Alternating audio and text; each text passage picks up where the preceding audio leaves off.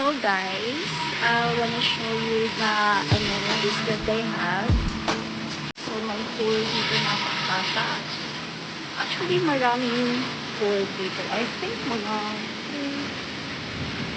4. Apat yung pool.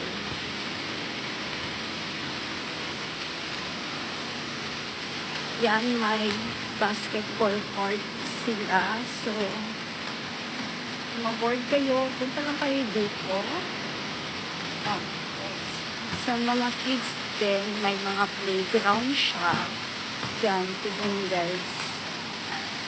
At saka, yan yung building, Block A, B, and C. So, ako nasa Block B ako.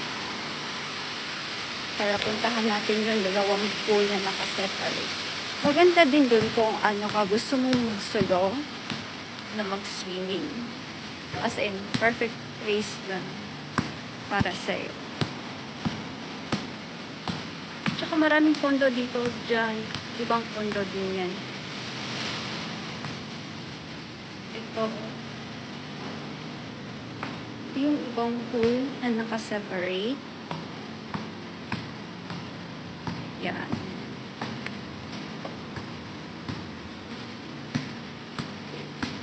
Tsaka meron din doon sa punahan pa.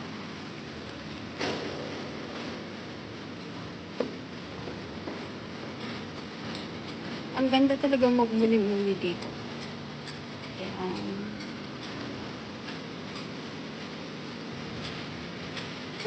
Puntahan natin yung isa sa gilid.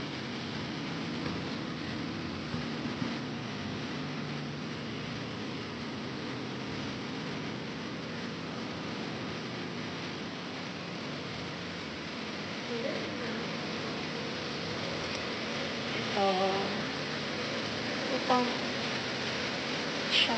Maganda din dito. Gusto mo magmuni-muni there. Yan.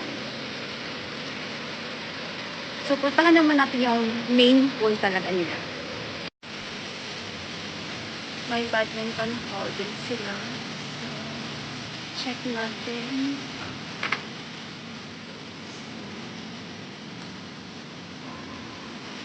Yan, dahil may naglalaro pa din. So, yung sila, badminton. Tsaka yung ito, yung second pool nila na malaki. And yung gym guys, yung gym nila.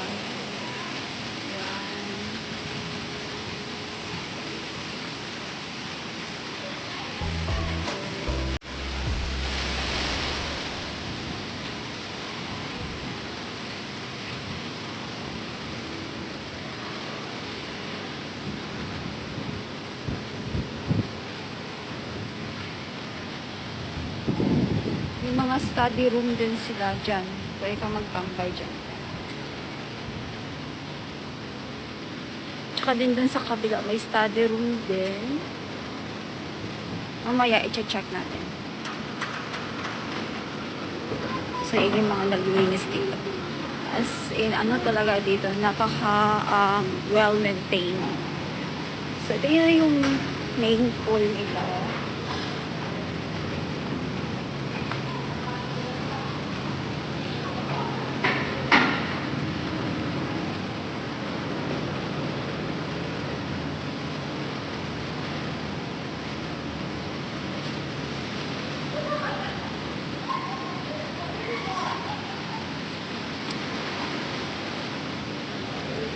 Ganda dito paggabi. Yan, sobrang laki.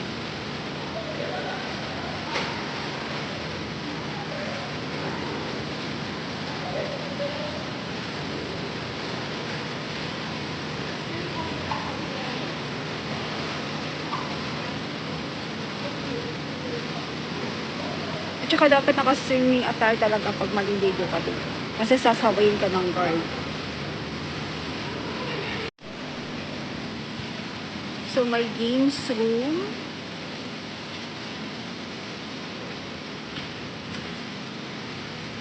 Ay, hindi na tayo papasok. Pero, ang nandiyan is meron silang billiard. At saka yung ping pong. tsaka yung isa yung parang abacus game. At saka may dart din sila doon. So, yung reading room naman nila, yan. Hindi lang tayo papasok kasi baka maka-disturbo. At saka may reading room din sa taas.